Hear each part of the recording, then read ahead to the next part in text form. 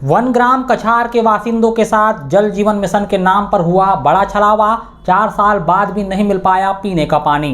भारत सरकार की प्रमुख योजना जल जीवन मिशन के नाम पर गरीब आदिवासियों के साथ बहुत बड़ा छलावा हुआ है। कथित तौर पर लोक स्वास्थ्य यांत्रिकी विभाग और वीना ट्रेडर्स नाम की कंपनी के ठेकेदार की मिलीभगत से यह छलावा हुआ है। दरअसल इसे हम छलावा इसीलिए बोल रहे हैं क्योंकि 4 साल बाद भी ग्रामीणों को योजना का लाभ नहीं मिल पाया है और कोई भी विभागीय अधिकारी और जनप्रतिनिधि ने इस पर ध्यान नहीं दिया।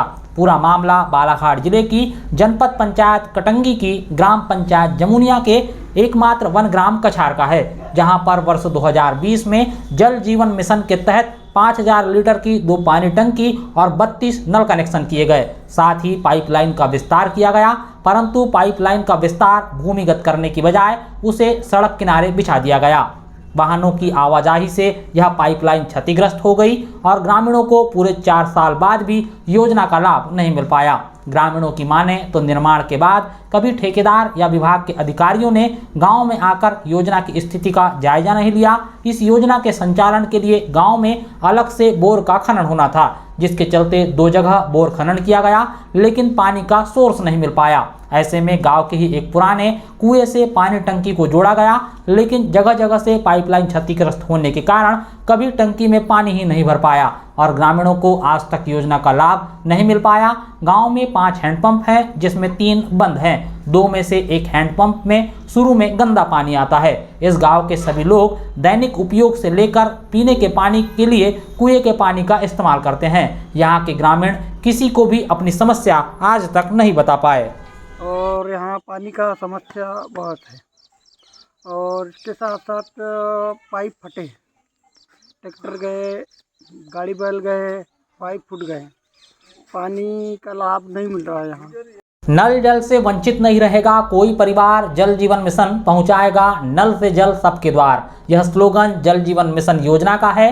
वन ग्राम कछार में योजना की स्थिति को देखकर नेताओं और अधिकारियों को एक बात साफ तौर पर समझनी चाहिए कि सिर्फ दीवार पर स्लोगन लिख देने से हर घर में पानी नहीं पहुंचता। इसके लिए जमीन पर कार्य करने की जरूरत है और यह काम वन ग्राम कछार में ईमानदारी से नहीं किया गया। यहाँ पर योजना के नाम पर जरूर 11,73,000 रुपए की लागत स्वीकृत हुई, किंतु निर्माण में कितना खर्च हुआ इस बारे में स्पष्ट नहीं कहा जा सकता।